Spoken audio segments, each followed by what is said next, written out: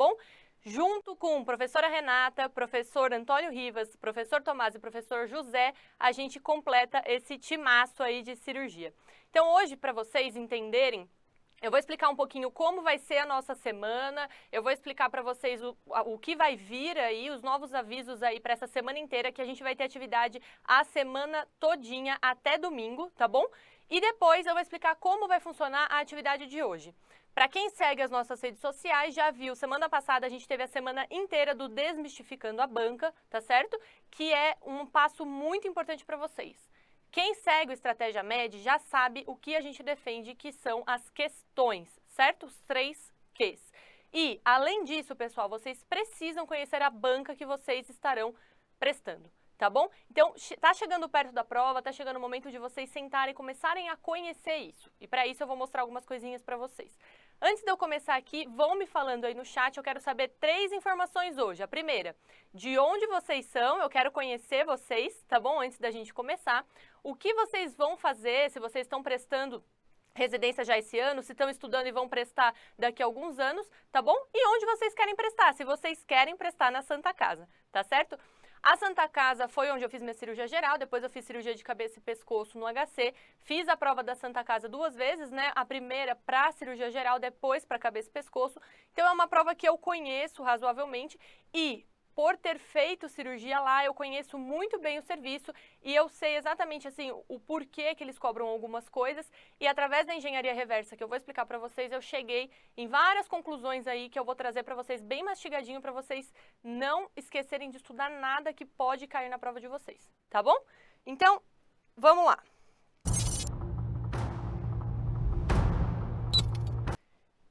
Essa semana para vocês, o que a gente vai ter? Hoje a gente vai ter o Desmistificando a Banca aqui comigo. Depois a gente vai ter o Reumatologia com a professora Thaisa. Na quarta-feira, Cirurgia no SUS com a professora Renata Paiva. Depois, na quinta, Obstetrícia na USP São Paulo com Ana Souza. E, finalizando a semana, Cardiologia na Unifesp com o professor Rua. Então, pessoal, para vocês não perderem nada, sigam as nossas redes sociais, tá bom? A gente está lançando várias coisas novas, a gente tem um monte de novidade para vocês. E para vocês não perderem nosso conteúdo gratuito ao vivo e para vocês não perderem também tudo que está sendo lançado, por exemplo, o curso intensivo, a gente lançou recentemente. Para vocês que ainda não começaram a estudar, que estão aí, né, durante o ano não conseguiram aproveitar muito bem, tá excelente o curso extensivo. E além disso, a gente está lançando novas coisas. Então, não deixem de seguir tanto o YouTube quanto o Estratégia Med. Tem uma opção no YouTube que ele aparece um alerta para vocês não perderem nenhum desses eventos. Combinado? Tá bom. Além disso, o que mais a gente tem de novidade? A gente vai lançar em breve o Sprint de 500 questões por instituições, tá bom? Gente, o Sprint ele vai ser para todo o Brasil, não só para o estado de São Paulo, como para bancas de outros estados, tá certo? Então, assim, além das provas que a gente tem no nosso banco de questões, a gente produziu 500 questões inéditas de cada banca através da engenharia reversa para vocês não errarem questões na prova, tá bom? Então, fiquem ligados. Além disso, o que mais? Gente, tá cheio de novidade, tá bom? Fiquem espertos, anotem aí e sigam as nossas redes para não perder. Curso Reta Final. O que é o curso Reta Final? A gente tem mais de 10 instituições aqui de São Paulo que a gente vai lançar o curso onde a gente vai soltar o mapa da prova. O que é o mapa da prova? A gente esmiucia certinho tudo que vai cair nessa prova, cirurgia, pediatria, clínica, e a gente dá isso para vocês. Então, o que tem chance de cair, o que já caiu nos últimos anos, o que a gente aposta que pode cair nos últimos anos. Justamente a gente desmistifica a banca e entrega isso para vocês, tá bom? Além disso, a gente tem alguns temas específicos de cada banca, que às vezes a banca gosta de cobrar, às vezes o hospital é referência em algum tipo de atendimento, então eles gostam de cobrar aquele assunto e a gente também vai ter isso no nosso curso de reta final de cada instituição, tá bom? Além disso, imperdível, pessoal, a gente tem o provão de bolsas, tá bom? O provão de bolsas vai ser aí dia 14/8, sábado. A gente vai ter um simulado com mais de 1000 bolsas para vocês. Então, não percam também nosso provão de bolsas. E, por fim, último aviso, o nosso intensivão gratuito. Para quem acompanha a gente, pessoal, tá tendo muito elogio em relação às aulas que a gente já teve. Então, é um intensivão, começa às 9 da manhã, vai até 19 horas da noite, e vocês vão ter agora, neste domingo, um intensivão de cirurgia e obstetrícia, tá bom? Para isso, repetitivo, aí, soltando para vocês, não esqueçam de seguir as nossas redes sociais, combinado? Eu quero que vocês deem like na minha aula hoje. Quem gostar, eu preciso desse feedback para trazer sempre um conteúdo melhor para vocês e conhecer melhor vocês. Vamos dar uma olhadinha aqui no chat, eu já vou explicar como vai funcionar a nossa aula hoje, tá bom? Vamos lá. Minas Gerais, Rio de Janeiro, mora em São Paulo. Dicas da prova do Revalida. Pessoal, a gente vai em breve aí lançar várias novas atividades a respeito do Revalida, então fiquem espertos aqui no YouTube, fiquem espertos no Instagram, porque tem muita coisa vindo aí na reta final do Revalida, tá certo? Goiânia, Cravinho, Ribeirão Preto, tá ótimo. E o que vocês estão prestando, pessoal? Vão falando aí que eu vou conversando com vocês. Não me deixem sozinha, tá bom? Eu já falei isso em outra transmissão ao vivo, eu não gosto de ficar sozinha. Então, vocês, por favor, conversem comigo a todo momento, tirem dúvidas. Eu estou 100% disponível aqui. E para quem tiver dúvidas em relação à banca, em relação a qualquer coisa, questões, eu estou disponível na minha rede social também, no meu Instagram. Combinado? Como vai funcionar hoje na tela aqui para vocês? Eu trouxe para vocês, primeiro, eu vou falar a respeito da banca da Santa Casa de São Paulo. Então, eu vou contar para vocês as estatísticas, o que caiu, o que tem caído nos últimos 3 anos, como caem as questões, como elas são estruturadas, quem atualmente faz essa prova. E depois a gente vai corrigir juntos aqui 8 questões a respeito da prova. Como que eu trouxe para dividir para vocês isso daqui? Eu trouxe 3 questões da prova de 2021, por quê? Prova mais nova, para vocês terem uma ideia de como estava essa prova em 2021. 4 questões sobre temas quentes, que eu considerei temas quentes através da engenharia reversa, que caem quase todo ano. E uma questão sobre particularidade. Então, pessoal, como eu falei para vocês, tem banca que tem particularidades, tem serviços que são referências para determinados assuntos. Então, a gente precisa estar ligado nisso daí, porque uma questão, às vezes, vai fazer a diferença para você. Então, eu também trouxe uma questão disso para a gente corrigir. As questões, elas vão ser dos últimos 5 anos, tá bom? Porque são as questões mais atuais. Como vai funcionar? Já já vou soltar a vinheta, vou começar a aula e aí eu não vou interromper, eu vou corrigindo as questões, vão lançando as dúvidas para mim no chat e aí no final, a hora que acabar a última questão, eu solto a vinheta novamente e volto a conversar com vocês, tá certo? Vamos lá, deixa eu ver se teve mais uns boa noites aqui. Santa Catarina, muito legal. Tem alguma dica para a parte discursiva? Do Revalida, gente, como eu falei mais uma vez, fiquem ligados que a gente vai lançar várias atividades aí, várias tarefas aí para vocês, várias dicas para vocês, vai ter revisão do Revalida. Fique ligado nas nossas redes sociais para vocês não perderem nada, tá bom? Bora começar? Vou soltar a vinheta e a gente vai iniciar o nosso Desmistificando a Banca da Santa Casa de hoje. Combinado? Até logo!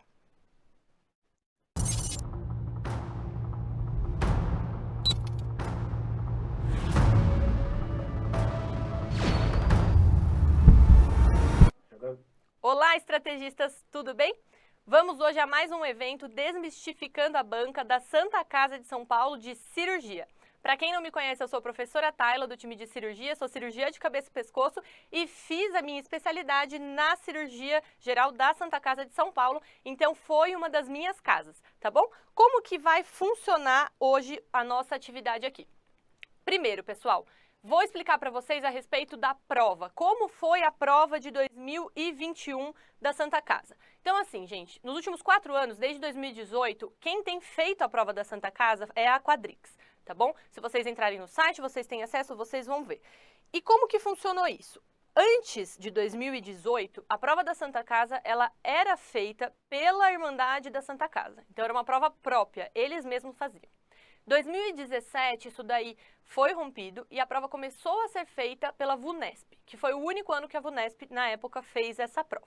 E cuidado que foi uma prova muito diferente do que a banca costumava fazer. Os temas eram parecidos, mas a característica, né, de que a prova é carrasca, de que a prova é difícil, perdeu-se um pouco nesse ano. E depois, a partir de 2018, a Quadrix assumiu e a prova vem se repetindo aí com temas que sempre acabam caindo de forma semelhante. tá bom? Então, eu fiz uma engenharia reversa, vou explicar rapidinho para vocês o que é. A gente pega as questões aqui do Estratégia Med, a gente estuda as questões dos últimos pelo menos 5 anos da nossa banca para trazer para vocês o que caiu, tá bom? Então, essa é a engenharia reversa, a gente faz isso para trazer mastigadinho para vocês, combinado? Então, o que caiu na prova nos últimos 5 anos da Santa Casa? Aqui na tela para vocês.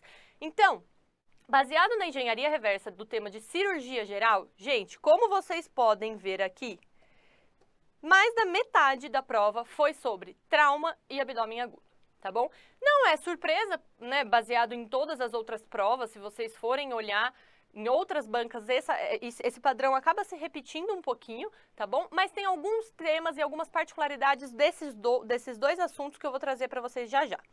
Além disso, temos esses outros temas chaves. Esses outros temas chaves, eles caem bastante também na prova, mas em menor volume, tá bom? Eles se repetem bastante, mas têm um menor volume. Então aqui, cirurgia bariátrica é muito comum na prova da Santa Casa, tá bom? Complicações pós-operatórias, inclusive a respeito de cirurgia bariátrica, hérnias, principalmente a hérnia inguinal, hemorragia digestiva varicosa costuma cair bastante e prócto, tá bom? Doenças orificiais, o câncer coloretal. Tá, e depois disso, outros dois temas que também quase todo ano se repetem, distúrbio de motilidade do esôfago e pancreatite. E aí a gente tem temas que caíram em menor volume, mas daqui a pouquinho eu vou falar para vocês aqui, tem alguns temas aqui que têm se repetido nos últimos 3 anos principalmente. Então, cirurgia plástica e cirurgia infantil caíram já na prova da Santa Casa nos últimos 5 anos. Faz um tempinho aí que não cai, tá? Vascular e urologia também são temas que já caíram, mas não se repetem com tanta frequência. E a gente tem cabeça e pescoço, que é um assunto que se repetiu nos últimos 3 anos na Santa Casa, tá certo? Cirurgia torácica, principalmente pneumotórax espontâneo, drenagem torácica por derrame pleural e outros, tá? Outros aqui, o que se enquadra nesses outros? Tumores hepáticos, tumores de apêndice, megacólon e tratamento cirúrgico de pancreatite crônica, tá bom? Então, esse é o geralzão aqui, uma estatística global do que mais cai na prova. E agora vamos dar uma olhadinha no que eu falei para vocês.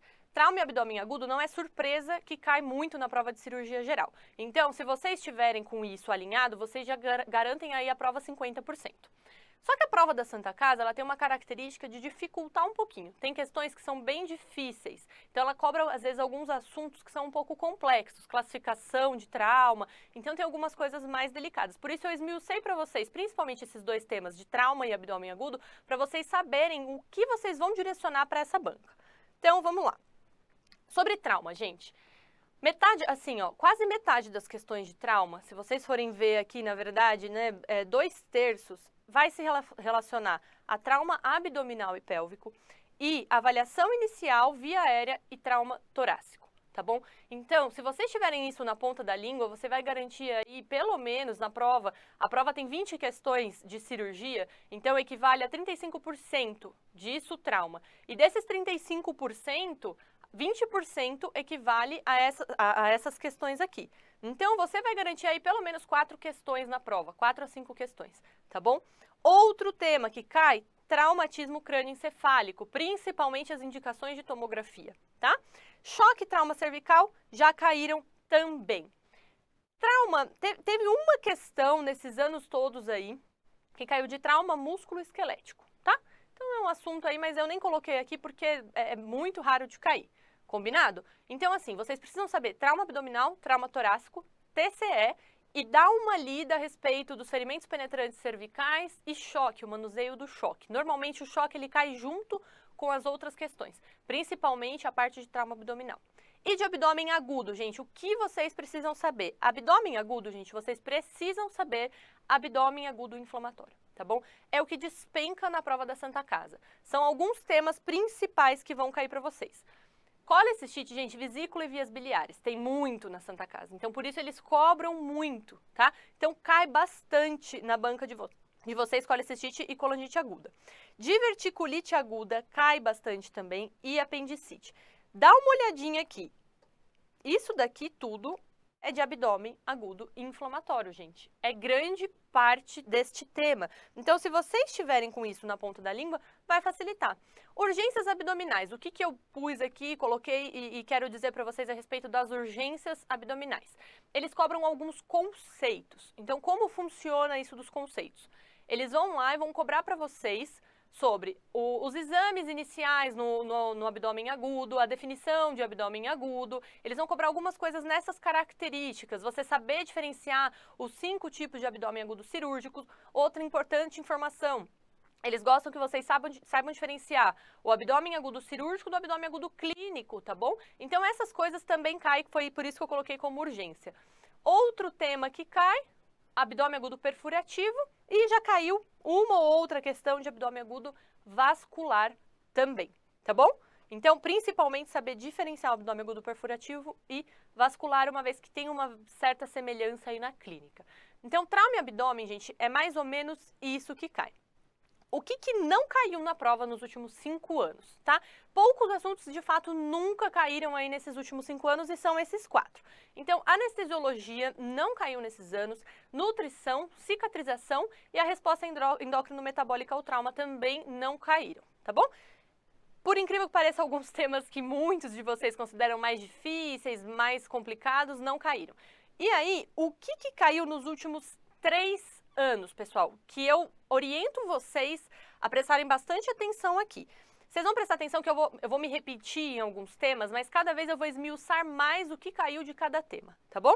Então, nos últimos 3 anos, gente, como eu falei, abdômen agudo inflamatório, todas as provas caíram, tá? Seja apendicite, seja colecistite, seja colangite ou diverticulite.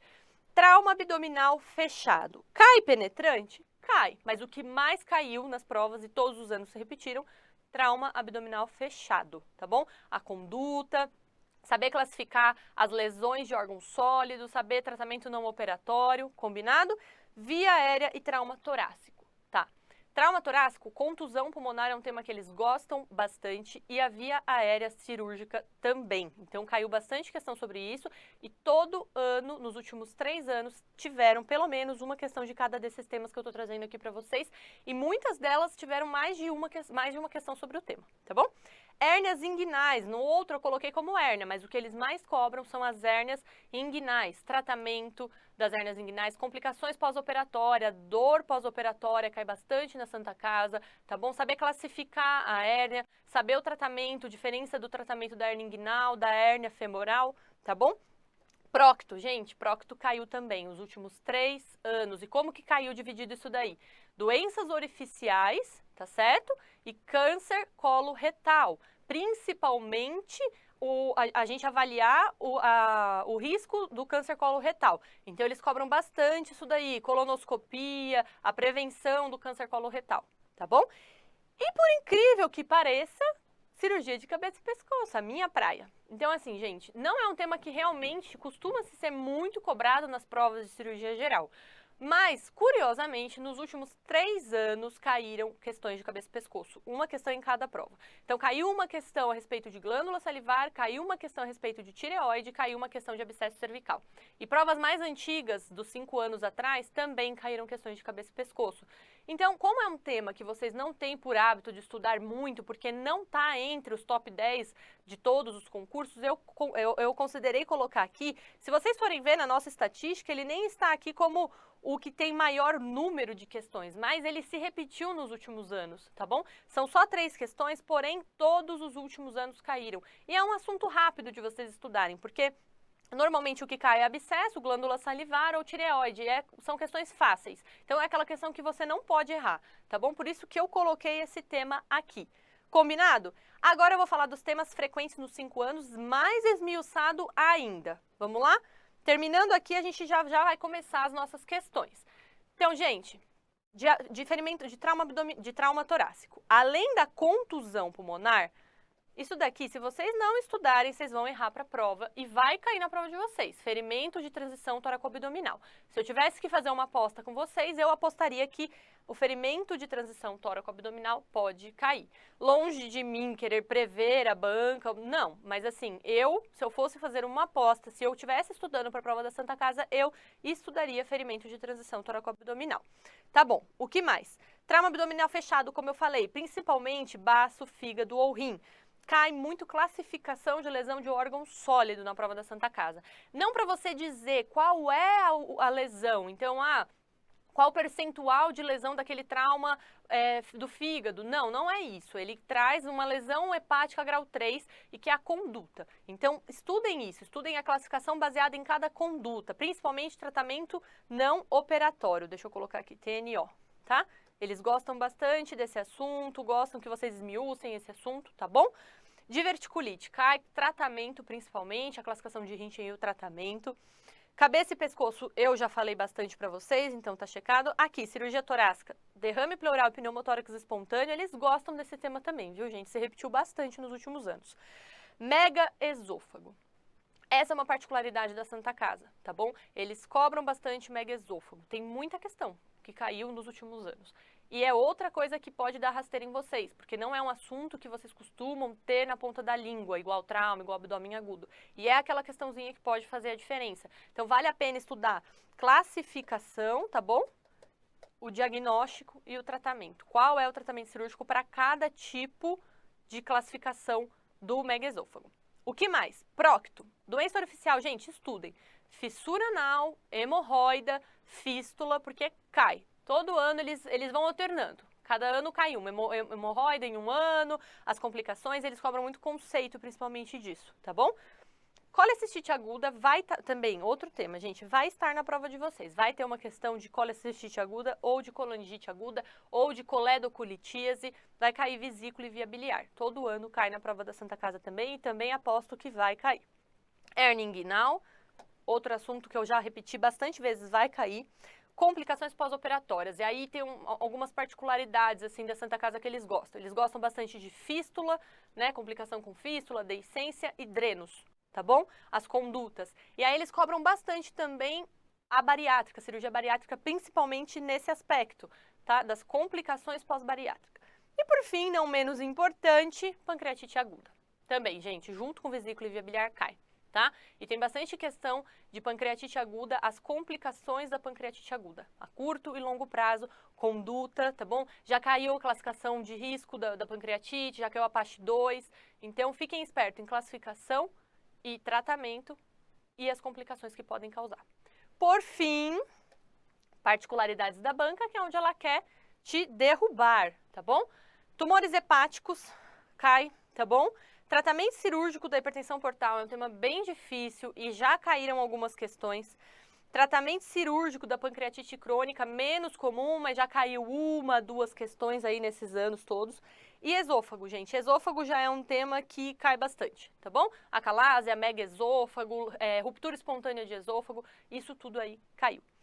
E como que eles estruturam as questões? Feito toda a nossa engenharia reversa, eu vou falar para vocês agora como que é a prova da Santa Casa. Então, quantas questões tem, como que funciona isso? Então, assim, as questões da Santa Casa, elas são estruturadas, a maioria, em casos clínicos. É o mais comum, tá bom? Não são casos clínicos complexos, extensos, não. São bem objetivos, às vezes ele vai já te dar o diagnóstico, às vezes ele não vai te dar o diagnóstico, e a maioria das vezes, quando ele não der o diagnóstico, ele vai querer saber qual vai ser a próxima conduta de investigação diagnóstica, ou se ele te der o diagnóstico ou não também, ele vai querer o tratamento. Tá bom? Então, normalmente é estruturado assim.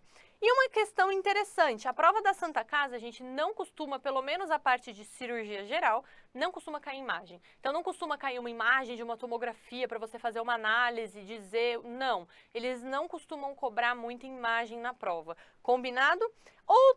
Outro modelo de questão, menos comum, mas que também cai, são conceitos. Então, ele lança uma questão, vocês vão ver, a primeira questão nossa, a respeito das hérnias inguinais.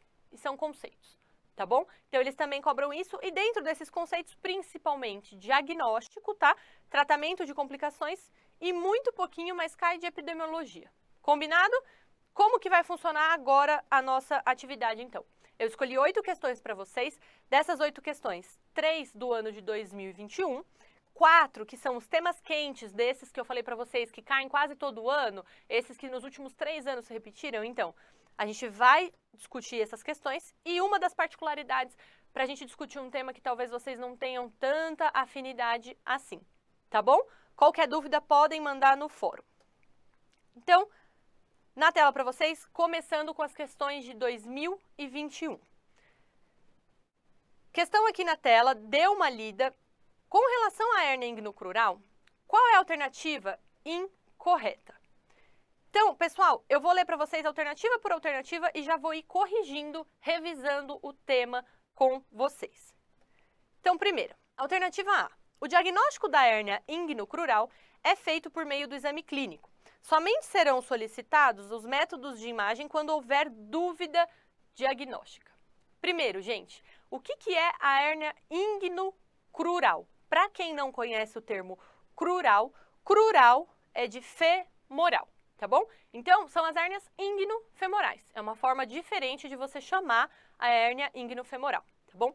Qual é a diferença aqui da hérnia femoral e da hérnia inguinal? Primeiro, elas se insinuam anatomicamente por lugares diferentes, mas como que você clinicamente vai dar uma olhada e vai falar, poxa, qual é a diferença de uma para outra? A gente vai ter que se basear pelo ligamento inguinal.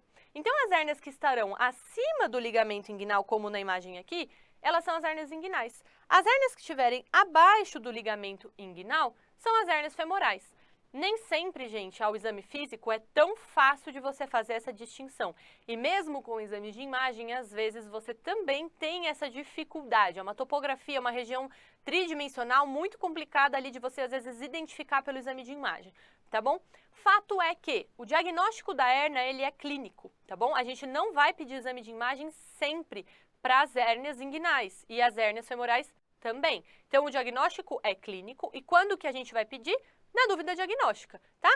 Então, na tela de novo para vocês, ele é feito por meio de exame clínico, perfeito, e somente serão solicitados quando houver dúvida diagnóstica. Exatamente, essa questão está perfeita. Lembra que eu falei? A Santa Casa gosta de cobrar conceitos em algumas questões. E, curiosamente, as questões de hérnias, eles acabam trazendo também conceitos com mais frequência.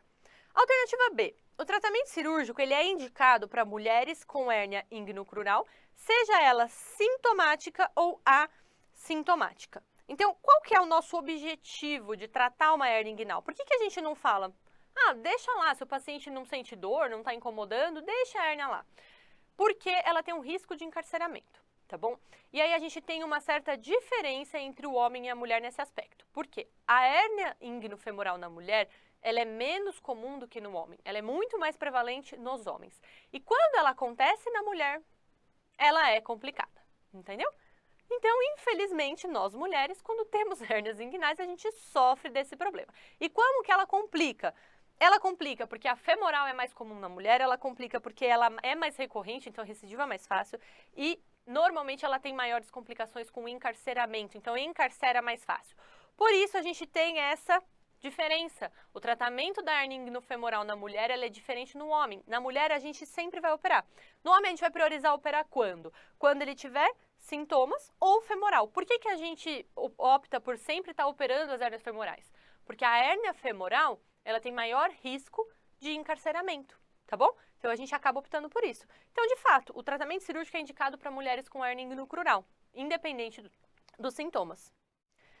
Próxima alternativa. Os pacientes se beneficiam da cirurgia no momento do diagnóstico são os que apresentam dor ao realizar atividades extenuantes, constipação, prostatismo e os que são classificados como ASA 1 ou 2. Pessoal, o tratamento cirúrgico no diagnóstico, quando que a gente vai fazer? A gente já comentou um pouquinho a diferença entre homem e mulher. Então, sintomas aos esforços. O paciente fala, fiz atividade física, tive sintoma. O risco de encarceramento dele é maior. A gente vai operar. E estes pacientes, eles se beneficiam, tá bom? Por quê?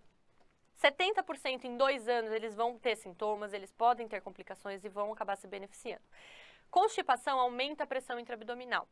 Prostatismo aumenta a pressão intraabdominal. E por que asa 1 e 2? Porque asa 1 e 2, o risco da cirurgia é muito pequeno, então o benefício é grande, né? Uma vez que em 2 anos esse paciente provavelmente vai precisar da cirurgia, então a gente acaba tendo isso como definição.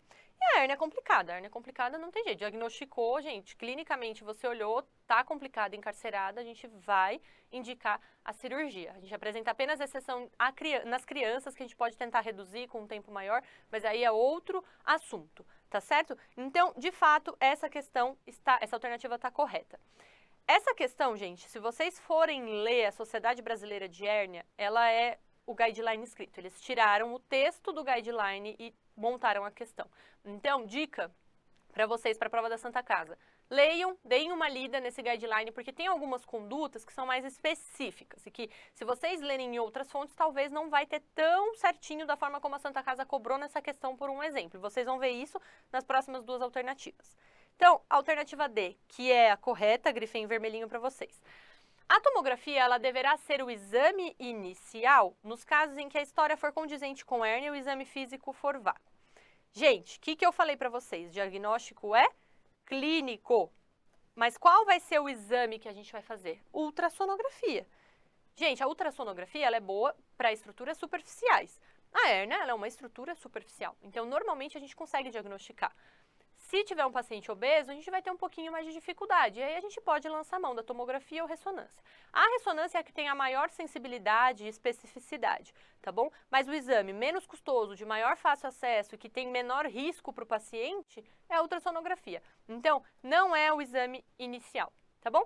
E a última, que é um pouquinho mais cabeluda e alternativa, alternativa E. Apesar de serem sensíveis e específicos para o diagnóstico de hérnia, o exame físico e o exame de imagem não conseguem distinguir de forma confiável as hérnias inguinais das crurais. Essa questão, gente, essa alternativa, foi o que eu falei. Se você olhar na Sociedade Brasileira de Hérnia, está escrito exatamente este trecho, tá bom?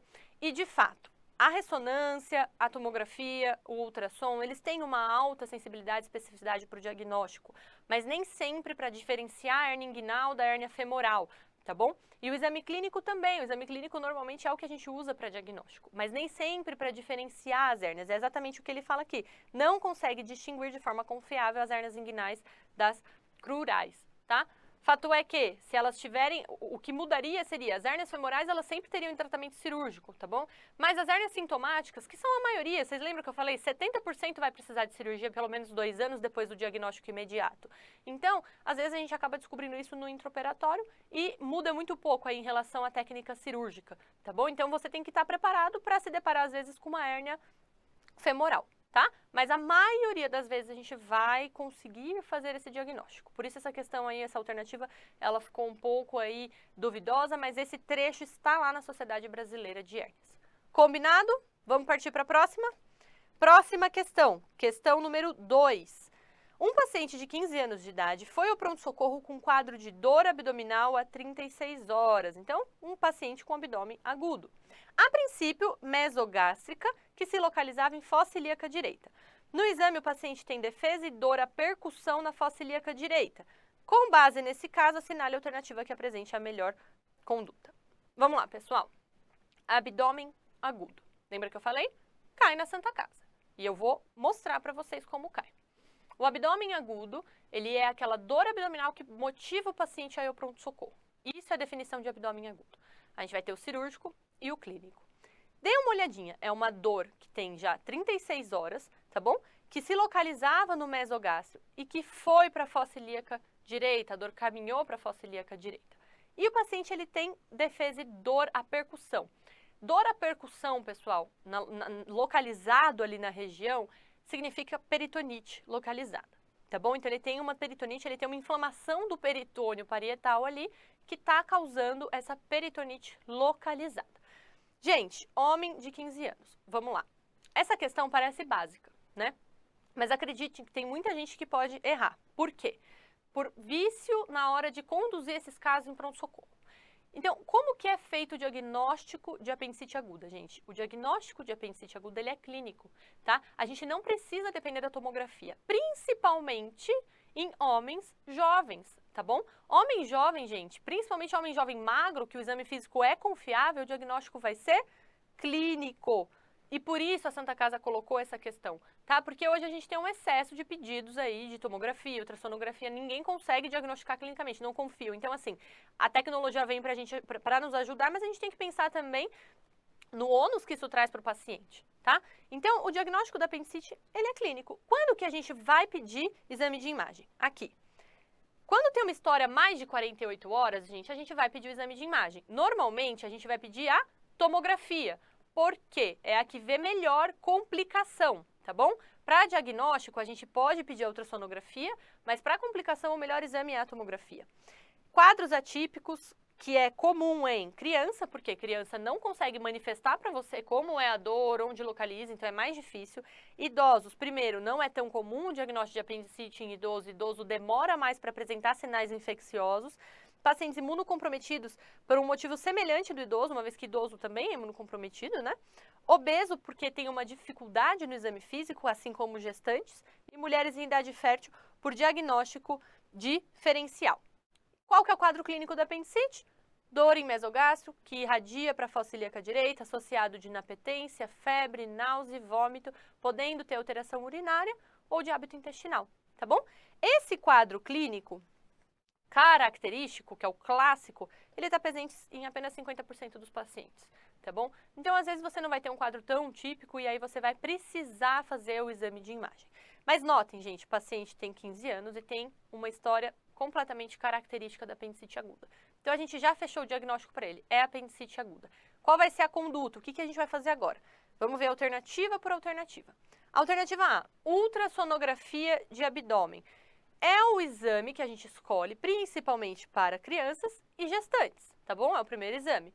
A gente precisa nesse paciente? Não, a gente não precisa. Então, a não visualização do apêndice é outra coisa importante. Às vezes você vai pedir uma ultrassonografia, a não visualização dele não descarta apendicite, tá bom? Só para a gente revisar um pouquinho quando a gente utiliza. Outro ponto importante. Como é que a gente identifica através da ultrassonografia isso? Espessamento da parede, hipervascularização, alongamento ali do apêndice, líquido periapendicular. Na tela aqui para vocês, essa é a imagem de um apêndice normal no ultrassom e a imagem de um apêndice alterado. Ele tem espessamento da parede, tem hipervascularização, tá certo? E a alternativa B, tomografia de abdômen. Gente, a tomografia de abdômen, lembra que eu falei para vocês? É o exame que a gente pede para avaliar a complicação. Mais do que 48 horas, a gente tem que pensar que esse paciente pode ter complicação. Então, a gente pede a tomografia. Olha aqui na imagem, a gente tem aqui ó, um apêndice aumentado, a gente tem aqui um abscesso periapendicular e até um fecalito, a gente consegue ver, tá bom? Mas a gente precisa aqui? Não, o paciente tem 36 horas de história, quadro típico. Alternativa C, alta hospitalar. Tchau, paciente, pode ir embora para casa, você vai com antibiótico. Gente, tratamento padrão de apendicite aguda é apendicectomia, tá bom? A gente tem alguns casos em que a gente vai fazer o tratamento de apendicectomia de intervalo, mas um paciente jovem como esse, um paciente com quadro típico como esse, estável hemodinamicamente, sem complicações locais, apendicectomia, tá certo? Então, na tela aqui para vocês, como que é feito esse tratamento clínico? Antibiótico endovenoso. Então, você não vai mandar ele para casa, o paciente pode evoluir com complicações, né? Antibiótico oral vai ser só depois que você completar 3 dias de antibiótico endovenoso e que o paciente não tiver piora clínica. Porque se ele tiver piora clínica, aí a gente vai indicar a cirurgia. Lembrando que quando que a gente vai fazer esse tratamento? Pacientes com complicações, como abscesso localizado, que a gente opta por drenar, e fazer apendicectomia de intervalo. Por que a gente faz isso? Porque a cirurgia é muito mais complicada nesse momento, o risco de complicações é maior, tá bom? Ou pacientes que são asa muito avançados, estão instáveis, então esses daí a gente pode ponderar, né, pela condição clínica, não fazer apendicectomia. Alternativa D, apendicectomia por laparotomia mediana. Quando que a gente vai fazer isso? Complicação, peritonite difusa fecaloide ou purulenta. Aí sim, a gente vai fazer a laparotomia, tá bom? Mas caso contrário, a gente não precisa fazer por laparotomia. Instabilidade hemodinâmica, que contraindica a videolaparoscopia, tá? Lembrando que você pode fazer a videolaparoscopia se você tiver uma peritonite com paciente estável hemodinamicamente, tá certo? Mas, habitualmente, a gente vai indicar a laparotomia mediana nessas ocasiões. A gente tem a possibilidade de fazer a cirurgia aberta, como eu vou mostrar no próximo slide, ou videolaparoscópica. Hoje a gente sabe que tem muitos benefícios a laparoscopia. Menor risco de infecção da ferida operatória, menos dor no pós-operatório, alta precoce, menor risco de hérnia. Então, tudo isso impacta. Se você tiver disponível, a gente vai optar por fazer, contanto que o paciente esteja estável hemodinamicamente. E qual que é a alternativa aí? O que ele fala? Apendicectomia por incisão de McBurney. Para vocês relembrarem, para quem não sabe o que é incisão de McBurney, é um dos acessos que a gente faz para apendicite não complicada, a gente primeiro vai definir o ponto de McBurney. A gente traça uma linha da cicatriz umbilical até a crista ilíaca, divide ela em 3, e entre a transição do terço distal e médio, a gente define o ponto de McBurney. E a gente vai fazer uma linha oblíqua perpendicular a essa linha que a gente definiu para definir o ponto de McBurney. Então, essa é a alternativa correta. Paciente jovem, paciente magro, paciente sem complicações, apendicectomia por via de McBurney, tá? Se tivesse disponível laparoscopia, era também uma excelente opção para esse paciente. Próxima questão, respirem aí e gás total. Um paciente de 30 anos de idade, constipado, com história de dor anal há 3 meses. Associa-se a sangramento durante as evacuações e ele procurou atendimento ambulatorial. O paciente não tem comorbidades, não teve perda de peso e não tem história de câncer na família. Ao exame proctológico, foram observados um plicoma edemaciado e uma ulceração médio-posterior às 6 horas, associado a uma hipertonia esfincteriana com muita dor ao toque retal. Com base nesse caso, gente, qual é a alternativa correta em relação ao diagnóstico e à conduta inicial? Lembra que eu falei? Proctologia. Gente, procto, peguem a prova, dê uma olhadinha na prova. Caíram nos últimos 3 anos, as primeiras questões da prova, procto, tá lá. Fissura anal, hemorroidas, então cai na prova. O que essa questão, qual é o diagnóstico desse paciente? A gente precisa principalmente saber diferenciar o diagnóstico de uma fissura anal, de uma hemorroida e saber quando a gente tem que pensar que um sangramento desses pode ser um carcinoma coloretal, pode ser um paciente com câncer, tá certo? Então, vamos lá. Esse paciente, ele tem, gente, sintomas clássicos de uma fissura anal crônica. Quais são os sintomas clássicos da fissura anal crônica? Dor anal e o sangramento normalmente na região do papel. Então, ele vai passar o papel e aí sai o sangramento. Mas o principal sintoma, gente, é dor após a evacuação, tá certo? Arde ali a região anal. O paciente refere para você que está ardendo, que ele passa o papel e aí sangra no papel só. Não tem uma hematoquesia franca, não tem uma enterorragia, não. É esse o sintoma dele. Ele não fala que tem abaulamento ali na região anal, nada disso. Mas ele pode ter uma alteração que esse paciente tem, um plicoma edemaciado. O que é o plicoma? Gente, eu consegui uma foto aqui para vocês que ilustra exatamente o que o nosso paciente tem. Uma ulceração profunda médio posterior, que é essa região aqui, e um plicoma. Gente, o plicoma é uma cicatrização. O plicoma, ele é um excesso de pele ali de uma cicatrização por conta de uma fissura anal crônica. Então, a gente fala, né, que ele é o plicoma sentinela. Normalmente, quando você tem esse plicoma, você tem associado uma fissura anal crônica. Qual que é o tempo-alvo aí para a gente definir entre aguda e crônica? E isso muda um pouco o tratamento, o prognóstico do paciente. 8 semanas. Tá bom? Um paciente com mais de 8 semanas, o nosso tem 3 meses, este paciente ele tem uma fissura anal crônica. Qual é a fisiopatologia, pessoal? Como que a gente pensa aí que acontece? O porquê que acontece a fissura anal? Então, gente, a gente tem 2 explicações principais. Primeira, a constipação, tá? A constipação, ela vai causar lesão traumática da região, da região anal. Então, a fissura, ela vai ser o quê? Uma escoriação, uma lesão na região ali escamosa, tá? Normalmente vem da pele, respeitando ali a linha pectínea, que é esta linha tracejada daqui. E a gente tem uma outra teoria que guia muita parte dos nossos tratamentos, que é a teoria da hipertrofia esfincteriana. E notem que o nosso paciente ele tem uma hipertrofia esfincteriana. Então, o que acontece? A hipertrofia da região do esfíncter anal, mesmo em repouso, tá? Ela causa, às vezes, vasoconstrição nessa região. E essa vasoconstrição predispõe à formação da região da fissura anal, tá? E por isso que ela é muito localizada na região médio posterior ou menos comum, mas pode ser localizada na região anterior. Quando ele fala 12 horas e 6 horas, você imaginando um paciente deitado em decúbito dorsal, aqui a gente tem as 12 horas, aqui a gente tem as 6 horas. Então, nessa região, é a região médio posterior, dentro aqui dessa fatia de pizza, tá bom? Por que eu trouxe esse desenho que eu mesma que fiz para vocês? Para vocês entenderem que quando você tem uma fissura em outras regiões, fique esperto, porque pode não ser uma fissura anal somente. Porque lembra que eu falei qual é o mecanismo? O mecanismo envolve a hipertrofia e envolve os vasos que passam nessas regiões aqui, anterior e posterior principalmente. Então, as regiões laterais a gente tem que pensar em diagnóstico diferencial, principalmente doença de Crohn, tá? tá bom? Então, é um diagnóstico diferencial e que a questão traz aí para vocês. Outra informação aqui importante, 90%, gente, é uma taxa altíssima da região médio posterior ali. Então, ulceração, região médio posterior, com dor, fissura anal. E o tratamento, gente, a gente vai começar sempre com medidas conservadoras. Então, 50% a 60% dos pacientes com fissura anal crônica, eles vão melhorar com medidas conservadoras. O que são isso? A gente vai usar emolientes fecais. Emolientes fecais, gente, ele cria como se fosse um filme, ele auxilia ali a região, a evacuação do paciente, tá bom? Ingesta maior de fibra, maior ingesta de água para diminuir ali a lesão traumática, o bolo fecal. Banho de assento. É sempre importante vocês orientarem o paciente, pessoal. Não usar papel higiênico e lavar toda vez para evitar trauma, tá bom? O trauma, ele aumenta aí essa lesão e acaba fazendo com que ela se propague por mais tempo. Pomadas anestésicas locais, o paciente tem dor, às vezes ele até evita de evacuar por conta da dor, então a gente quer evitar que ele fique mais tempo com esse bolo fecal, tá bom? E pomada de nifedipina e de diltiazem. Lembra o que eu falei para vocês, que a gente tem uma hipertrofia? Então o que a gente quer? Relaxar a musculatura para o paciente conseguir evacuar com maior facilidade e ter menor lesão traumática. E a gente consegue isso com essas pomadas, a nifedipina e de diltiazem, tá bom?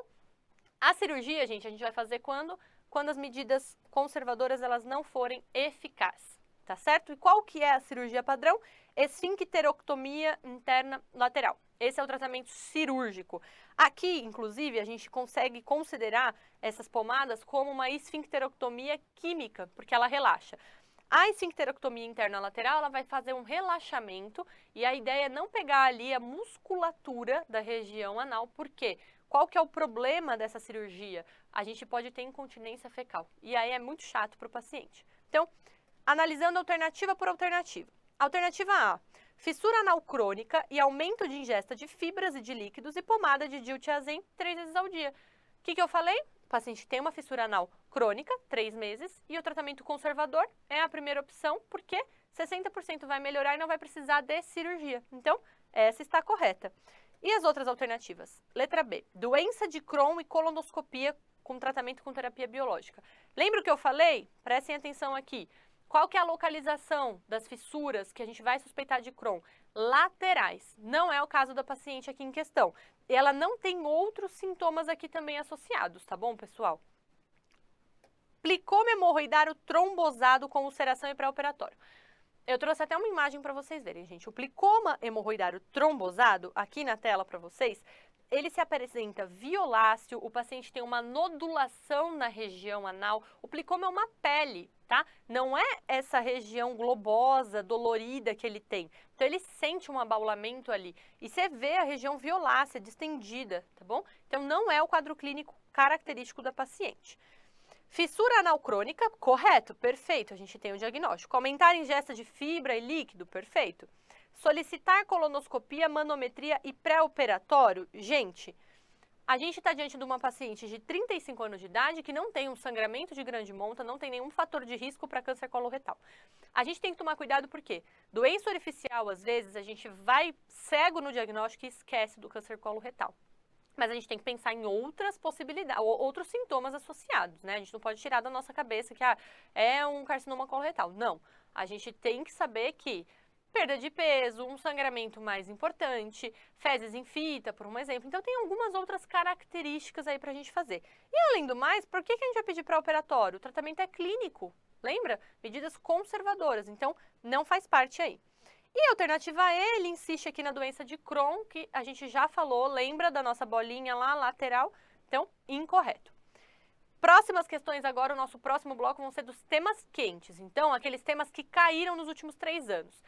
Essas questões que eu trouxe foram as questões que caiu no último ano aí da prova da Santa Casa. Agora são as questões que caem todos os anos. Então, primeiro a gente vai começar por mais uma aqui de 2021 e depois a gente vai mudando aí os anos, tá? Por que metade das questões são de 2021? Porque a gente procura trazer o mais recente, tá? As bancas das provas, gente, elas normalmente mantêm um padrão, elas mudam conforme a chefia da instituição, né? Não muda conforme quem administra a prova, né? Porque normalmente a banca, ela é mesmo das mesmas pessoas, tá bom? E o que a prova da Santa Casa mostra pra gente é que ela mantém uma linha aí de raciocínio e de de dificuldade, tá bom? Ela tem umas questões com dificuldades bem elevadas, tá certo? Então, questão número 4 pra gente aqui. Uma paciente de 87 anos, paciente super jovem, né, gente? Com antecedentes de doença de Chagas e insuficiência cardíaca. Tá com dor em cólica em hipocôndrio direito há 3 dias e febre. Então, abdômen agudo, lembra? No ultrassom, ela tem sinais de colecistite aguda. Como eu falei para vocês, às vezes a Santa Casa já dá o diagnóstico para vocês. Inicialmente, começou a fazer um tratamento clínico com ceftriaxone e metronidazol. Depois de 2 dias, a paciente está ainda febril, piorou a função renal, ou seja, ela tem sinais de comprometimento sistêmico, bem como a função respiratória, e começou a usar droga vasoativa, ela está instável. Pessoal, primeiro, a gente está diante do quê? A questão já falou pra gente, a gente está diante de uma colecistite aguda. Diagnóstico de colecistite aguda. Clínico, exame físico, exame de imagem, tá bom? A gente precisa do exame de imagem. Exames laboratoriais também vão auxiliar a gente, mas é obrigatório, diferente da apendicite aguda, a gente ter o exame de imagem. E a paciente tem o exame de imagem, então ela já deu pra gente o diagnóstico.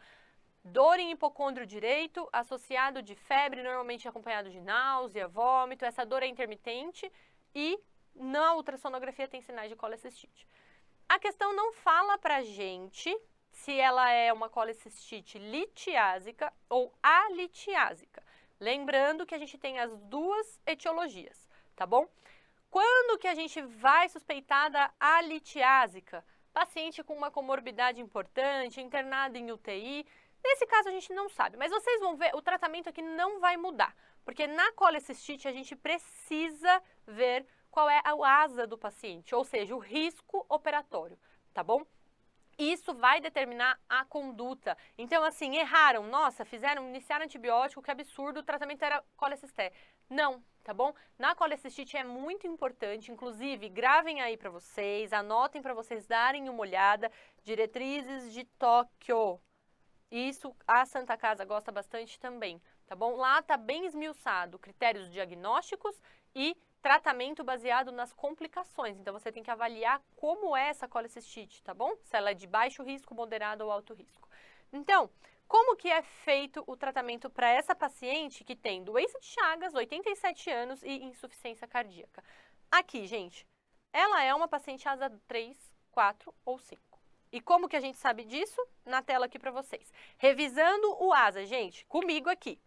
Asa 1. Paciente não tem doenças, paciente saudável, nunca fumou, não bebe. Asa 2, tem uma doença sistêmica leve, aquele paciente, eu sou hipertenso, tomo 1 enalapril por dia e fico bem, gente, minha pressão tá ótima. Ok. Asa 3, gente, o paciente já tem uma doença sistêmica grave.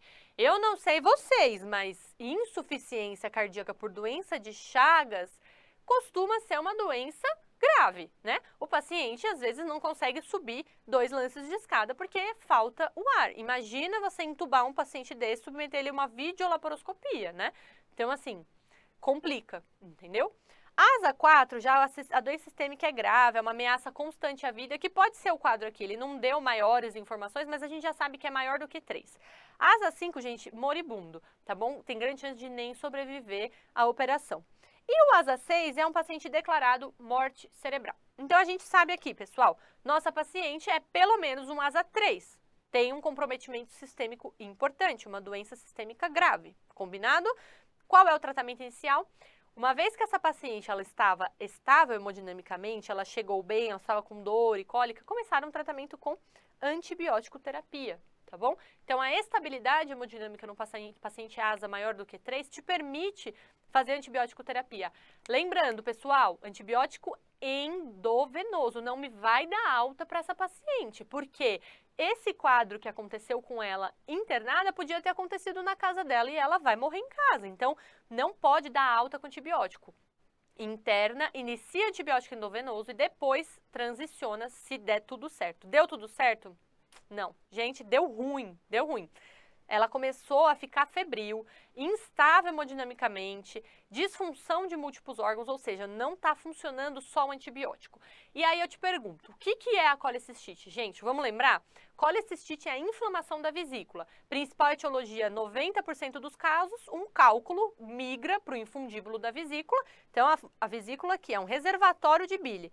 Obstruiu aqui, gente, aumenta, vai inchando, acumula líquido, líquido acumulado igual, proliferação bacteriana, infecção. Então, é o que acontece, ela inflama e infecciona. E nesse caso, gente, quando você tem isso, o que você tem que fazer? Independente se é vesícula ou não, tem que drenar, né, gente? A gente tem que dar um jeito de drenar. Uma vez que a gente não vai operar uma paciente que está instável, com chagas, ciência cardíaca, agora é que a gente não vai operar mesmo, né? Então, a gente tem que fazer o quê? Drenar essa vesícula. Como é o nome da drenagem da vesícula, gente? Vesícula e não via biliar, colecistostomia. Então, na falha ou instabilidade, ela tem os dois, colecistostomia, tá bom? Vamos dar uma olhadinha aqui nas alternativas. Alternativa A, colecistectomia aberta. Ela é a eleição para suspeita de câncer de vesícula. Ou então, gente, não resolveu. Drenou a vesícula, não está funcionando, vai ter que operar. É a chance da paciente vai ter que fazer isso. Aí, paciência, tem que operar. E a gente nunca opera um paciente instável hemodinamicamente com videolaparoscopia. Por quê?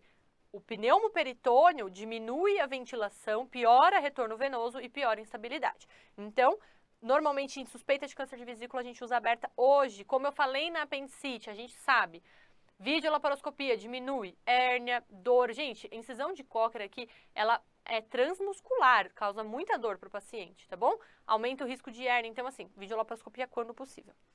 A gente sabe que não é a opção da nossa paciente, o diagnóstico aqui, a conduta a gente já sabe que é a colecistostomia e as outras. Videolaparoscópica é o padrão hoje para quem não tem comorbidade significativa e que tolera o pneumoperitônio. Insuficiência cardíaca normalmente não tolera por conta do retorno venoso que diminui. Colangiopancreatografia retrógrada endoscópica, um palavrão, né? Vamos lá, o que é isso, gente? É uma endoscopia com um aparelho específico que a gente vai avaliar a via biliar. Não é apenas um exame, gente. Ele é um exame terapêutico, tá bom? Então, a gente nunca usa, a gente não gosta de usar ele só para diagnóstico, porque ele tem complicações. Mas, a gente tem indicação aqui? Não. Como é a drenagem da vesícula percutânea, gente? É muito mais fácil se acessar a vesícula percutânea, às vezes ela é até palpável de tão distendida que tá, do que por dentro da via biliar, onde você pode desencadear uma colangite, perfuração, não. Então, a CPRE, a gente indica ela na coledocolitíase ou na colangite. Colangite, diferente de colecistite, é inflamação da via biliar, tá bom?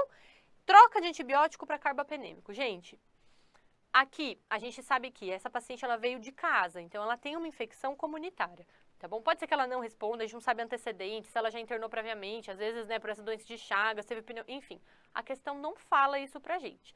Então, a infecção comunitária, a gente vai manter o protocolo de antibiótico e o problema é não ter drenado a via biliar ainda. Combinado? Terminamos aí 4 questões, a gente vai para a 5ª questão. A gente está na metade, não desanimem. Bora lá para vocês passarem nessa prova, porque eu quero comemorar com vocês essa aprovação. Uma paciente de 24 anos de idade, vítima de agressão pelo namorado, foi levada ao serviço de emergência com ferimento de arma branca. Então, o namorado deu uma facada na paciente. Onde foi essa facada? No 10º espaço intercostal esquerdo, na linha axilar posterior. Isso é muito importante, gente. Estava estável hemodinamicamente e, com base nesse caso, qual é a alternativa correta? Pessoal, ela não tem uma simples facada na região do tórax, gente.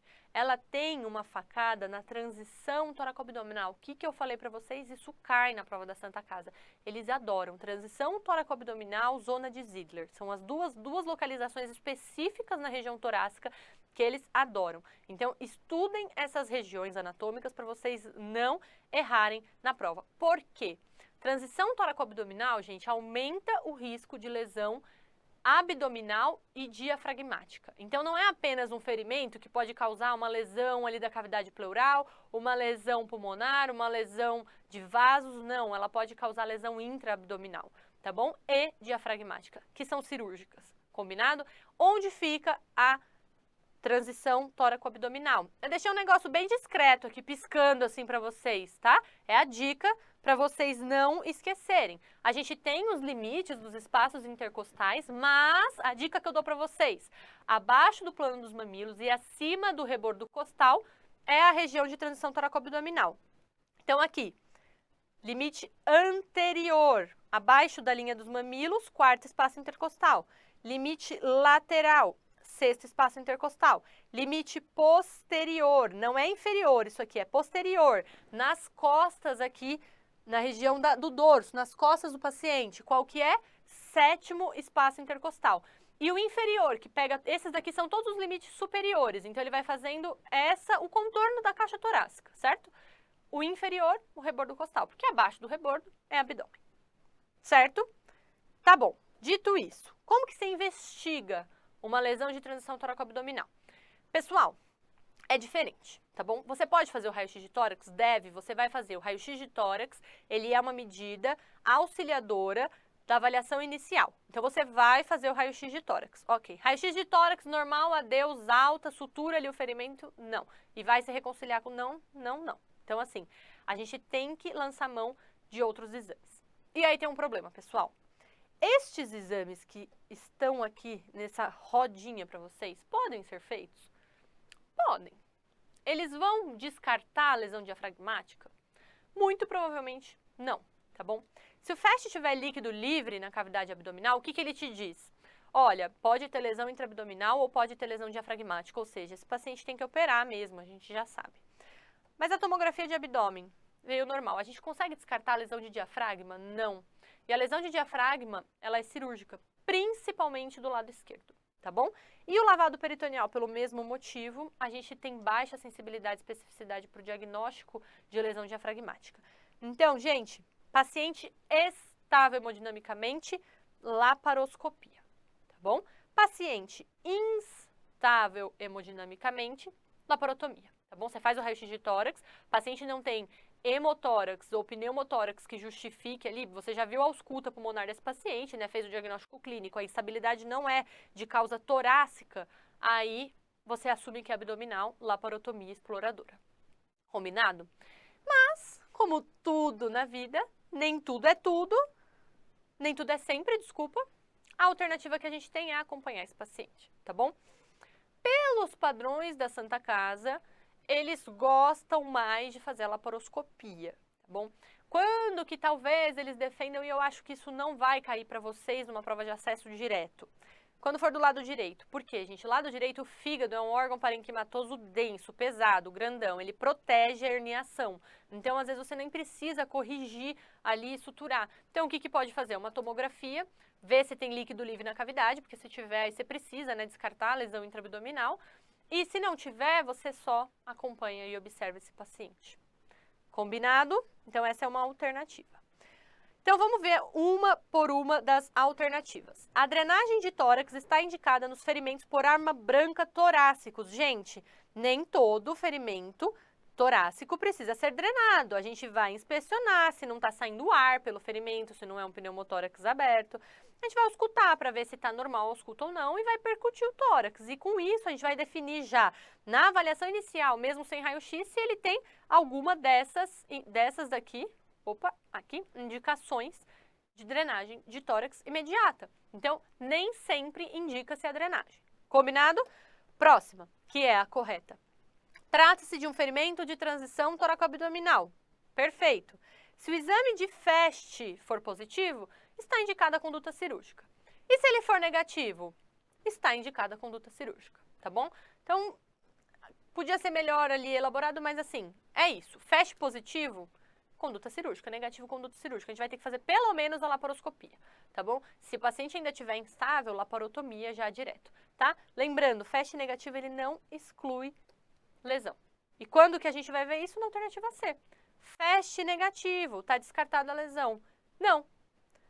Raio-X normal, tá descartada a lesão, sutura e alta. Não. Por quê, gente?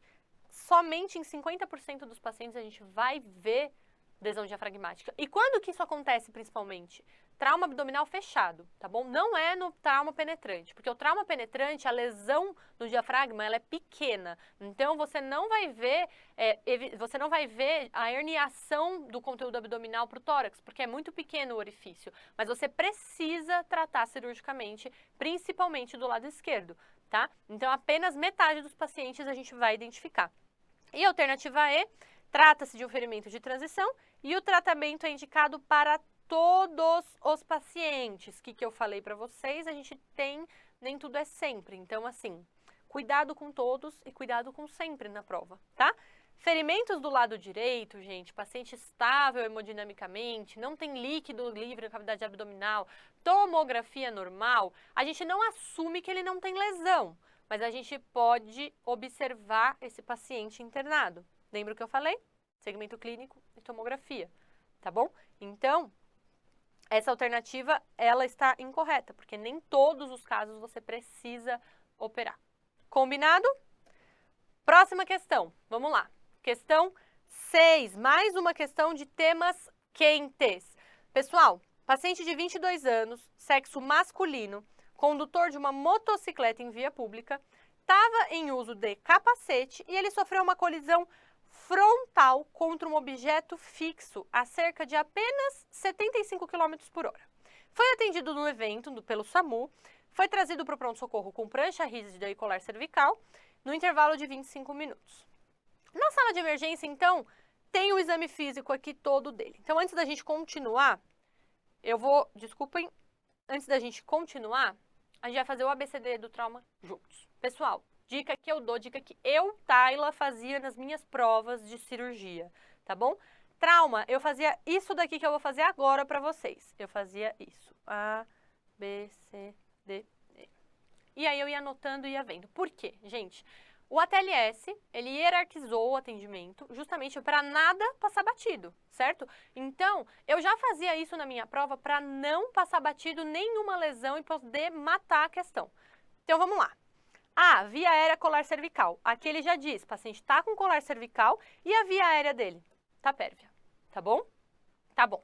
Ausculta pulmonar, B, ventilação, normal, então assim, saturando bem, não tá desconfortável, nenhum indício de que a gente tem uma lesão iminente. Pode ser que ele tenha um pneumotórax laminar, que vai ser visto na imagem? Pode, mas agora nesse momento ele não tem lesão, a gente encaminha para fazer o raio-x de tórax na sala do trauma, perfeito. Circulação, o paciente tem uma PA de 110 por 80, tá bom? Se você for fazer aqui pressão de pulso, tá ali limítrofe de 30, mas assim, tá estável hemodinamicamente e uma frequência de 100. Então, se ele tiver um choque classe 1, que a gente vai fazer uma hidratação, então assim, não tá instável hemodinamicamente. A gente vai fazer o quê? 2 acessos calibrosos, a gente começa uma infusão de 1000 ml de Riger lactato, vê se essa frequência cardíaca baixa um pouco, se essa pressão, a diferença de pressão de pulso melhora um pouquinho.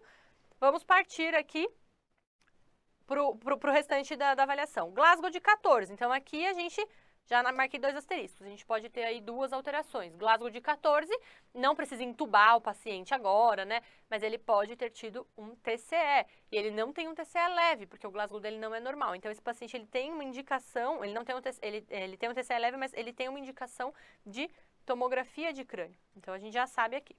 Beleza, pupila isofoto, normal, não tem fratura, outras lesões. E aí, a gente começa a avaliação secundária, porque a gente terminou a avaliação primária, a gente identificou somente uma alteração no D, mas que não tem uma conduta imediata, que a gente vai fazer na avaliação secundária. Dor abdominal em andar superior sem irritação peritoneal. Pessoal, dor abdominal no trauma é igual complementação com o exame de imagem, tá bom? Se o paciente estiver estável hemodinamicamente, é igual a tomografia. Junto comigo aqui na tela para vocês. Paciente instável, fecha ou lavado, para a gente confirmar que é no abdômen e indicar a laparotomia, tá bom? Não é o nosso caso, o nosso paciente está estável, então a gente vai encaminhar ele para quê? Tomografia de abdômen. Gente, é errado fazer o FAST no paciente estável hemodinamicamente?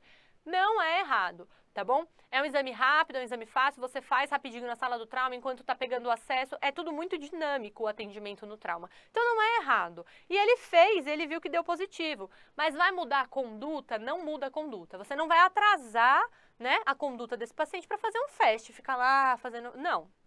Mas você pode fazer sim, concomitante às outras atitudes que você vai tomando no atendimento inicial, tá bom? E aí, em relação aqui à conduta. Primeiro, vamos revisar um conceito aqui com vocês. Lembra que eu falei para vocês que cai na prova? Tratamento não operatório. Então, gente, tratamento não operatório, ele é indicado para lesões parenquimatosas, algumas, não são todas, hepáticas, esplênicas e renais. Tem que ter disponível no hospital para a gente fazer tratamento não operatório, senão não vai dar certo. Por 24 horas, então tem que estar sempre disponível para você. Uma UTI ou uma semi-intensiva, centro cirúrgico, tomografia, exames laboratoriais por 24 horas. Por quê? Você precisa ver se o paciente piorou, tá bom? Então precisa ter isso daí.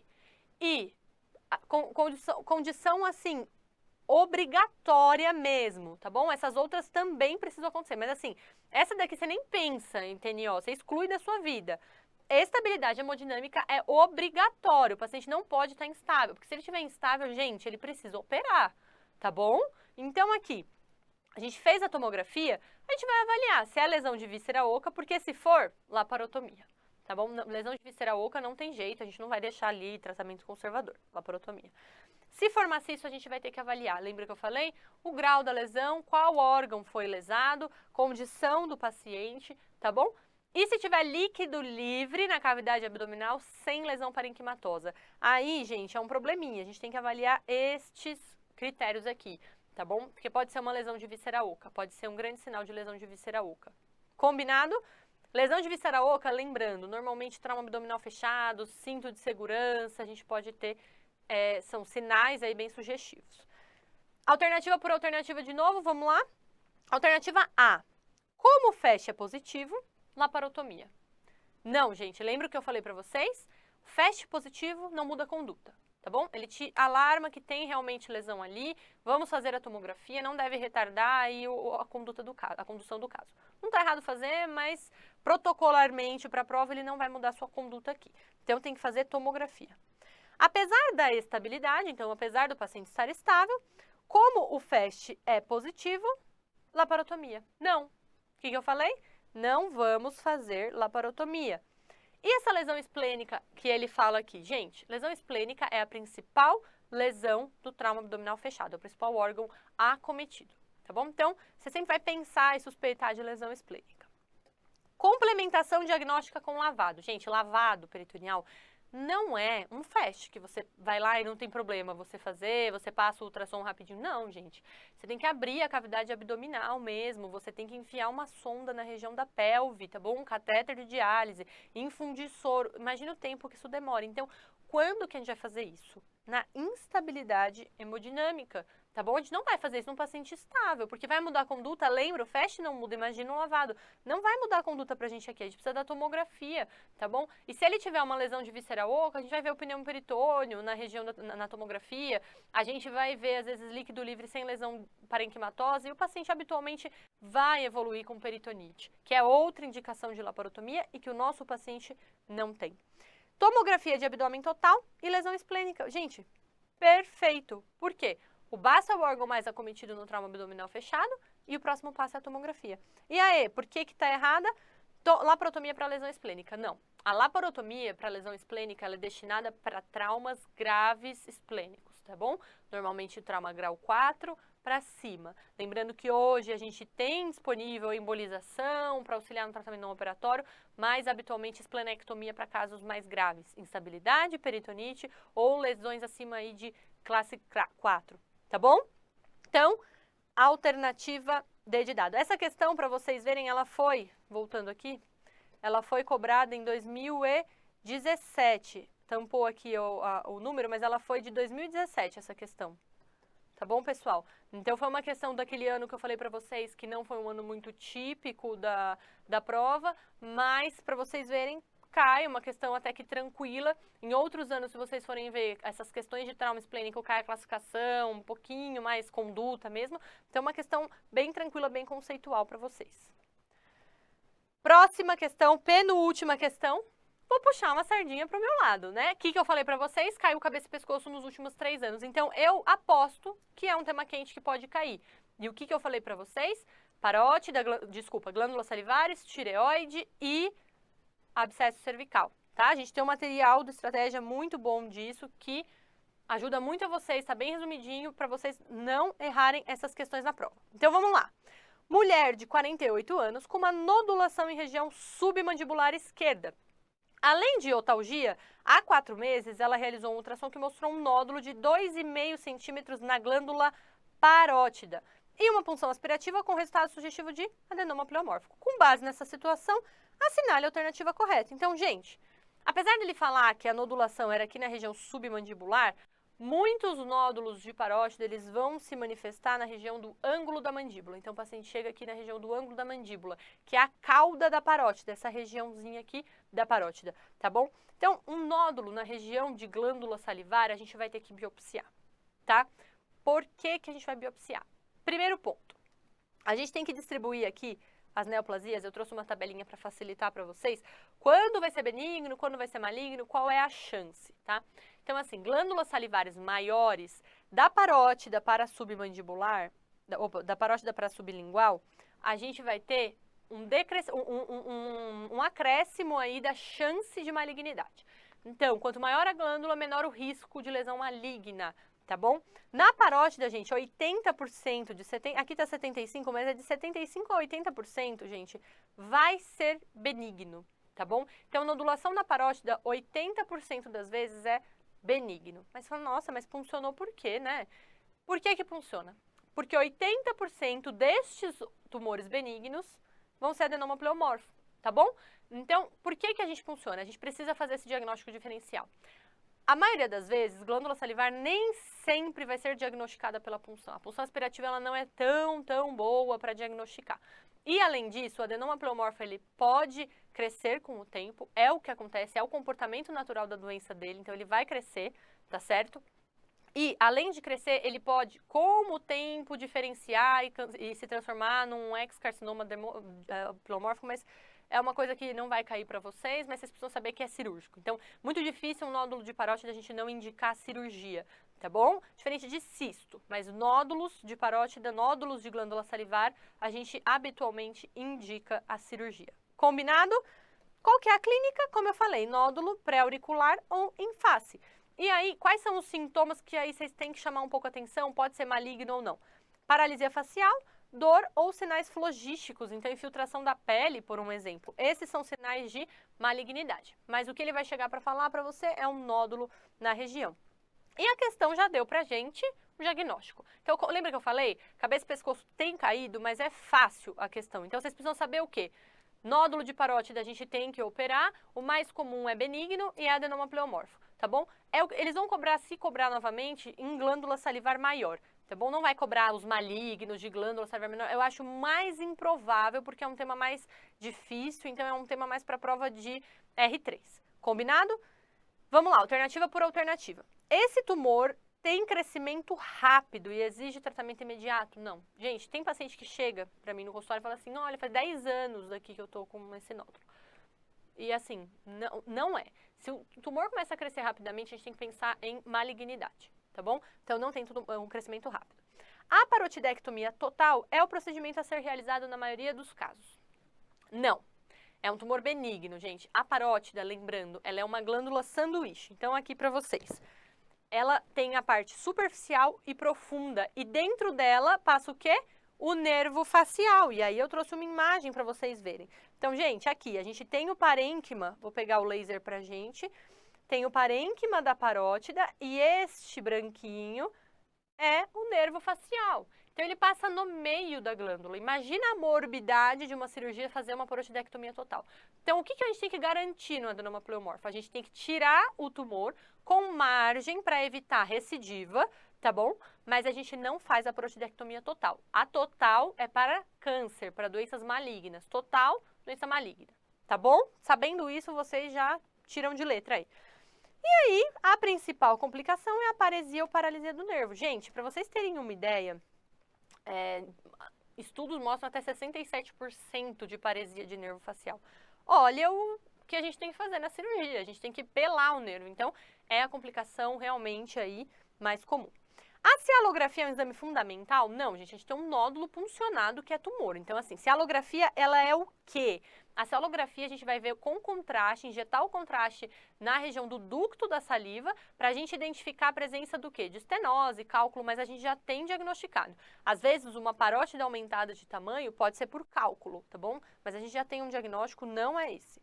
E essa neoplasia é rara, realmente, gente. Se você for ver na literatura, ela não é uma neoplasia super comum, tá bom? Ela é considerada como uma neoplasia rara. Mas ela não deve estar relacionada a outras doenças sincrônicas. Normalmente é um diagnóstico isolado aí do paciente. Combinado? Última questão sobre as particularidades. Lembra que eu falei? A prova da Santa Casa tem algumas particularidades. E o que eu trouxe para você é a particularidade que mais cai dentro da prova de Santa Casa, que é o tema de esôfago. Vamos lá? Gás final nessa questão. Então, um paciente de 44 anos de idade, ele tem disfagia intermitente há 3 anos e uma sorologia para Machado Guerreiro positiva. Um dos métodos indicados para o tratamento dessa enfermidade é a cirurgia de serradória, desenvolvida no Brasil. Considerando essa situação hipotética, assinale a alternativa correta quanto a este procedimento. Vamos lá. Com calma, eu vou revisar um pouquinho com vocês. Acalásia, megaesôfago, classificação e os tratamentos, tá bom? Porque isso realmente cai na Santa Casa. Serradória, meu Deus, calma.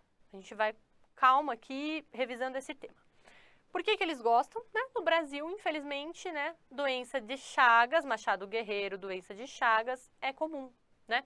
Caiu bastante, acho que em 2016, se eu não me engano, foi considerada já um controle de transmissão vetorial, mas tem mais de 1 milhão de pessoas contaminadas no país, tem transmissão horizontal, enfim. Tem outras formas aí a gente ainda tem muito caso. E na Santa Casa, curiosamente, a gente tem bastante. E se não me falha a memória, inclusive, talvez a cirurgia de serradória foi desenvolvida essa técnica, foi muito aplicada lá na região, no Hospital de Santa Casa, por isso que eles gostam bastante. Doença de Chagas, gente, 10% desses pacientes vão ter acalásia. O que é acalásia? Vamos lá, com calma. Acalásia é o quê?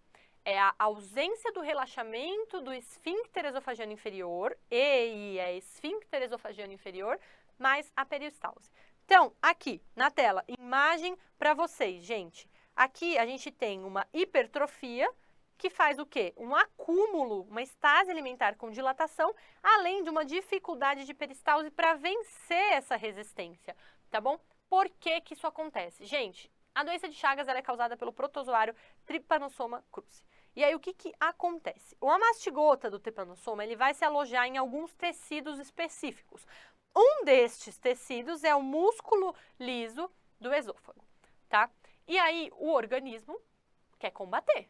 Não, saia daqui. Então, vai começar a combater. E isso gera uma resposta inflamatória, tá bom? E uma denervação ali da região do esfíncter esofagiano inferior, que impede o relaxamento ali. Então, é de uma musculatura, é de uma inervação específica, tá certo? Então, acaba fazendo com que impeça o relaxamento. E aí, vocês imaginam, não tem relaxamento, não tem contração satisfatória, vai dilatando. Ah, tá, eu entendi.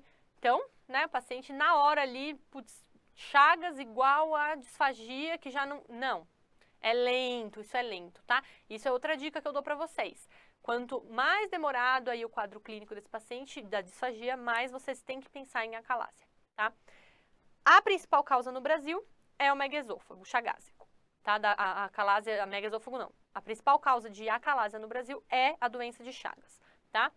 Tem a forma idiopática, que no mundo é mais comum, mas no Brasil alguns trabalhos falam que é a doença de Chagas. E qual que é a clínica? Lembra o que eu falei pra vocês, gente? A clínica da acalásia, ela é lenta. Então, ela normalmente é uma doença de adulto jovem, né? O paciente às vezes vai se contaminar ali. Eu não falei, mas a gente tem algumas regiões endêmicas, o norte de Minas, o sul da Bahia, a região do norte e uma região específica ali do Rio Grande do Sul.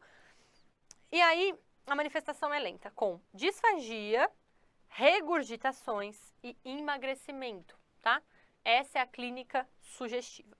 E a classificação, gente, a classificação não, desculpem, aqui. Diagnóstico, como que a gente vai fazer o diagnóstico? O diagnóstico, gente, primeiro, endoscopia. Ah, a endoscopia vai ver, então vai ver lá o esfíncter. Não, ela não vai ver hipertrofia, ela pode ver dilatação do esôfago, porém, disfagia, gente, a gente tem que pensar que o paciente pode ter uma neoplasia, então a gente tem que fazer diagnóstico diferencial, tá bom? Precisa ver o esôfago por dentro, precisa ver se não tem ali um cancrozinho, precisa, tá? Então, fez diagnóstico diferencial, não tem? Aí a gente vai partir para os outros exames. A manometria esofagiana, ela é o padrão ouro, porque ela vai ver as contrações aperistálticas que não estão tão boas, ela vai ver hipertrofia esfincteriana, vai medir a pressão disso, tá? E a gente precisa da esofagografia, que é o raio-x contrastado, o esofagograma, tá bom? Pra gente classificar. Isso daqui para a prova é o que eles mais usam, mas a gente sabe que a manometria de alta resolução pode fazer isso também. Mas mais difícil, não tem acesso, Santa Casa, por exemplo, não tem, então a manografia de alta resolução não é tão cobrada, sim a esofagografia.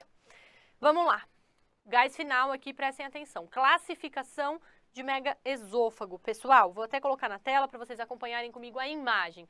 A gente pode classificar como incipiente o grau 1, e o grau 1 também entra como não avançado, tá certo? E o avançado é o grau 4. E o que é cada grau? A gente vai avaliar a dilatação do esôfago, tá certo? E a coluna aqui de contraste. Notem aqui no grau 1, gente, o esôfago ele não está tão dilatado, então ele tem até 4 centímetros. Olha, é normal, nem tem nenhum grau de dilatação. Mas ele tem coluna. Então, esta coluna ela não é normal, isso significa estase, é para esvaziar, tá? E você ainda consegue ver ali a região da bulha gástrica. E no grau 2, gente, o grau 2 a gente vai ter entre 4 e 7 centímetros, tá bom? No grau 3, a gente vai ter de 7 a 10 centímetros. Então, a gente ainda tem ali as ondas terciárias quando você faz a manometria, mas já tem uma peristalse muito importante. Grau 4, gente, é o que a gente chama de... É o que a gente chama do dólico megaesôfago. Então, o que a gente consegue ver no grau 4? O esôfago, né, que é uma estrutura horizontal, vertical, me desculpem. Meu Deus, vamos lá. Vertical, a gente às vezes ele dobra por conta da distensão dele. Então, pessoal, quando ele dobrar por conta da distensão dele, perder o eixo dele, tiver maior do que 10 centímetros, é um dólico megaesôfago, tá bom? É o grau avançado, é o que a gente chama de grau avançado.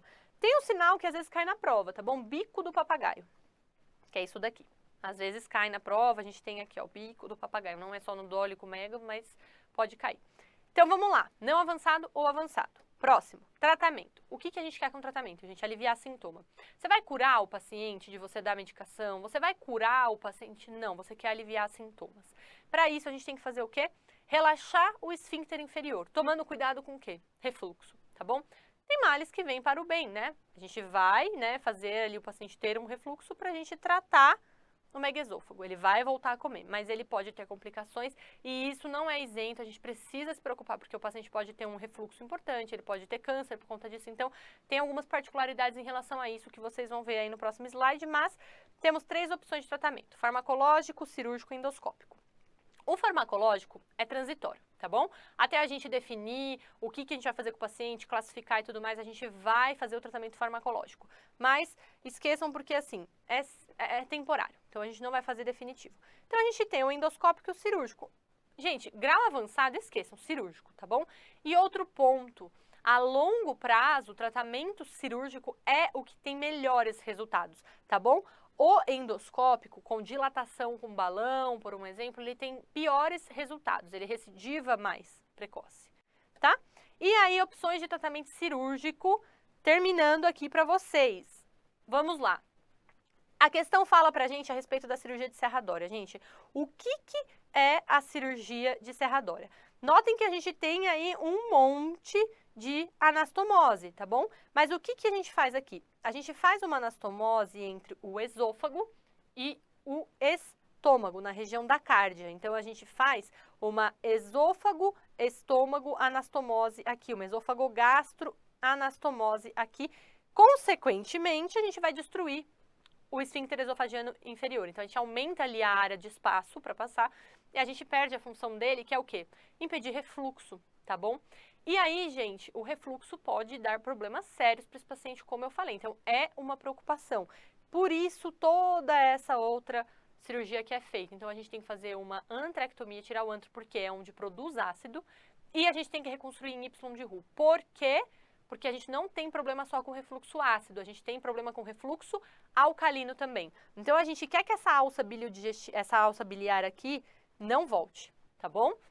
Por isso que é feito essa cirurgia. Também, ela é associada na descrição, a gente acaba fazendo também a denervação aqui, né, a simpatectomia, que a gente faz denervação para diminuir a secreção ácida também. E a cardiomiotomia Heller, gente, ela é usada para casos não avançados, o dólico megalo, ele pode fazer? Pode, né, mas resultados ruins, tá bom? Tem uma taxa, assim, de recidiva, então, se recidivar, a gente vai partir para cirurgias mais agressivas como serradória ou esofagectomia subtotal. A gente secciona aqui na região anterior do esôfago até a mucosa, a gente não ultrapassa a mucosa. E aí a gente tem um problema. Qual é o problema? Refluxo. Então a gente faz aqui a fundoplicatura, como uma nova válvula, tá bom? Quais são as causas aí de recidiva para esse paciente? Às vezes não foi feita a cardiomiotomia bem feita, então você não transpassou a musculatura adequada. Às vezes você tem aqui estenose dessa região ou por refluxo, tá? Às vezes a fundoplicatura não controla o refluxo. Vamos lá? Alternativa por alternativa. Alternativa A, é o tratamento cirúrgico de escolha para a maioria dos pacientes com acalásia? Lembra, serradória, gente, é para a maioria? Não, é para a minoria, para casos avançados. E assim, é uma cirurgia que envolve várias anastomoses, gente. Então, às vezes é preferível, em alguns lugares vocês vão ver que a conduta preferível padrão, ela é esofagectomia subtotal. Então, faz acesso cervical e faz transhiatal, tá bom?